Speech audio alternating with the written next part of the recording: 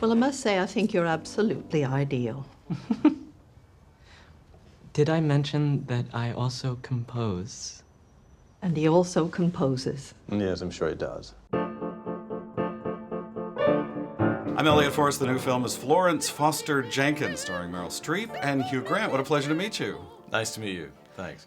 I understand you kind of torture people sometimes in deciding whether to do a film, but you decided pretty quickly to do this one. Why was that? Oh, this was easy. It's what the Brits call a no-brainer, because it was a brilliant script. It was funny and sort of sad at the same time. It was had a great part for me. It was rather complex and complicated, and it was directed by the great Stephen Frears, and I was going to be starring opposite Meryl Streep, so it was not hard. And the first time you heard Florence Foster Jenkins, a recording, do you recall when that was? Well, it was probably in my 20s. Little cassette tapes used to get passed round of the real Florence singing, just because they were so hilarious.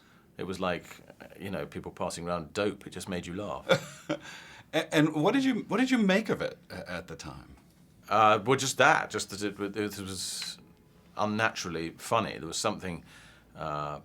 It's not just that she's bad; it's that she's so devoted to what she's doing. There's so much passion behind it. It's an important factor, and Meryl's very good at, in the film, at bringing that out. If it was just a bad singer, it would be boring. But it's this passion for music and how close she gets to being good, and yet fails so miserably. The character you play, St. Clair, her sort of pseudo-husband, impresario, watcher in a way, really keeps an eye on her. You did some research on him. Tell us about that. Well, yes. Here in New York, his letters and diaries are preserved at the Lincoln Center, and I went and read them, and that was very helpful. It was really the key for me to unlocking the character, because what you see above all, well, two things. One is you saw a total romantic devotion to this woman he was married to for 35 years, or sort of married to. They never actually officially sealed a knot. And the other thing you see is rather a sad individual who was essentially a lost soul without any family and without much talent, who wanted to be an actor and never made it. And all he's got in life is her money, her world, and this is what gave him a position and kudos. And that's why he clung so frantically to it. It's his life raft. There's a big scene shot in what is supposed to be Carnegie Hall. Tell us about that day, that concert.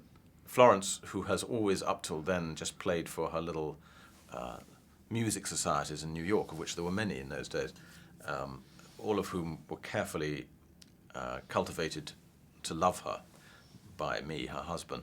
And then she decides, while I'm away, that she's going to give a concert to the actual general public, which of course was dangerous because the general public were liable to laugh in her face and terrible reviews might come out and all that. That's the culmination of the film, and we shot it not at Carnegie Hall because the film didn't have the money to come to New York at all.